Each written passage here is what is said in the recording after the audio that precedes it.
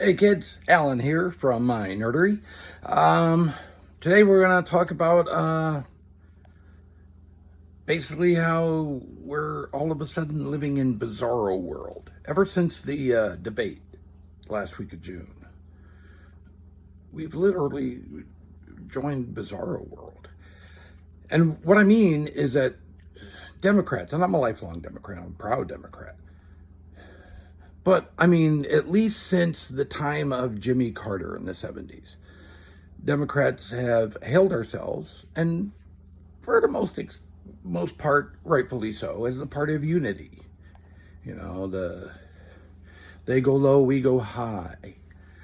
You know, Joe Biden back in 2020 saying he's not going to be a president just for Democrats, but for all Americans, that kind of unity. Now, all of a sudden, the party of unity has decided to go into panic mode and turn on themselves with more and more demands for Joe Biden to step down. Because we're only about 100 days away from the election. 100 days. That's nothing. It's too late to try to shore up a new ticket for the Democratic Party. It is. It's too late. Not to mention the fact that Biden admittedly had a cold, admittedly, and as he spoke to Lester Holt and George Stephanopoulos after the debate, said, it was an off night. I wasn't feeling good. I probably shouldn't have went to the debate, but Biden knew that if he didn't go to the debate, all the speculation and all that stuff that would happen after the fact. So he tried to tough it out and do the debate. Was it a mistake? Maybe. But regardless, the stock market, you know, Trump claims to have the best stock market in the history of ever. It's a tremendous stock market. No stock market has never been more stockier. Really? Because under Biden, the stock market, Dow Jones, keeps breaking its own record for biggest numbers. That's a success for Biden. 44,000 the Dow hit this week for the first time ever. Under Trump, nope. Under Biden, 44,000. And that's probably going to get broken a few more times before he leaves. Infrastructure Act. Remember when the orange tyrant was president? I've got an infrastructure bill. It's coming in 2 weeks. And then 2 weeks go by. It's coming in 2 weeks. And so on and so on and so on. Never fucking did it. Damn thing. About infrastructure. Biden passed an infrastructure act that is already showing significant improvements in America's roads and bridges. That's a win. Manufacturing. Trump lost jobs. There are 3 million fewer jobs in this country when Trump left office than when he took office. Whereas there are millions and millions more jobs under Biden. That's a win. You know, all the things. And there's so many accomplishments. He's you know, the big news ones and the little ones, but there's a lot he's gotten done in 4 years, just 4 years. You want to turn on him now? Because he showed his age at a debate? Well, fuck, Trump's only 2.5 years younger, kids. Trump has mental slip-ups every time I have them. As you can tell if you've been watching these videos. Trump has a mental brain fart every speech. Remember this from a couple of weeks ago? Iran and Russia and yeah. So it's not about mental acuity, one versus the other. That kind of cancels each other out. You can't do the ageist thing. It cancels each other out. But again, Democrats, we're the party of unity. We should be uniting behind Joe Biden. Because here's what's going to happen. And this is exactly what the GOP wants. The GOP is eating it up, watching Democrats trying to decide whether to ask Biden to step down or not. And then the ones that are asking for Biden to step down. Republicans are lapping that shit up like it was Adderall fucking laced tomato soup with a nice fat grilled cheese sandwich on the side. Because we're giving them what they want. When we divide our party, that's what leads to people either sitting out of the election and not voting in protest, or protest voting for someone who's not the actual candidate. What all that's going to accomplish is putting Trump back in the White House. And again, why is Trump back in the White House a bad thing? Thousands of reasons. If you want 900 of them, go read Project 2025.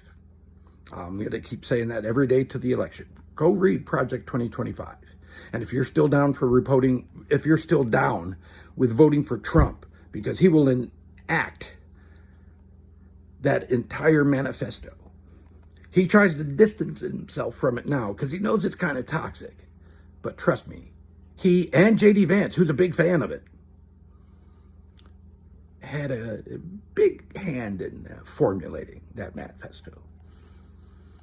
So, if you're still voting for Trump after reading 2025, what the fuck is wrong with you? Seriously. They want to set up gates at every state line to see if pregnant women are trying to travel somewhere where they can safely get abortions. That's what Project 2025 has. Sounds like a Gestapo, doesn't it? Or, for you Barney Rubble, stunt double, Taylor Green fans, gazpacho police, right? Because that's what it is. That's what they're calling for. That's what they want. They all lost their mind because we had a black president for 8 years, and now they want to turn us into Nazi fucking Germany. They want to have a master race. That's not who we are. Never is. Never is. And the other side of the Bizarro coin is that the Law and Order Party officially nominated a 34 times convicted felon as their presidential nominee.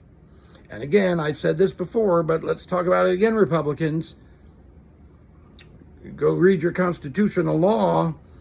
It states that convicted felons cannot be granted a security clearance to work in the United States government. Yet you just nominated a convicted felon for your presidential nominee. So tell me, kids, how's he going to do his job? A president's ability to function is highly reliant on the fact that they have the highest security clearance of anybody on the planet. Trump can't get one. 34 felony convictions. He's disqualified. So, Republicans, commence your mental gymnastics. We'll get back to you. The Law and Order Party just nominated or allowed Trump to nominate as his VP a man who thinks abused women in marriages should stay in those abusive marriages and just try to work it out with their hubbies who like to slap the shit out of them on occasion. That's the Law and Order Party.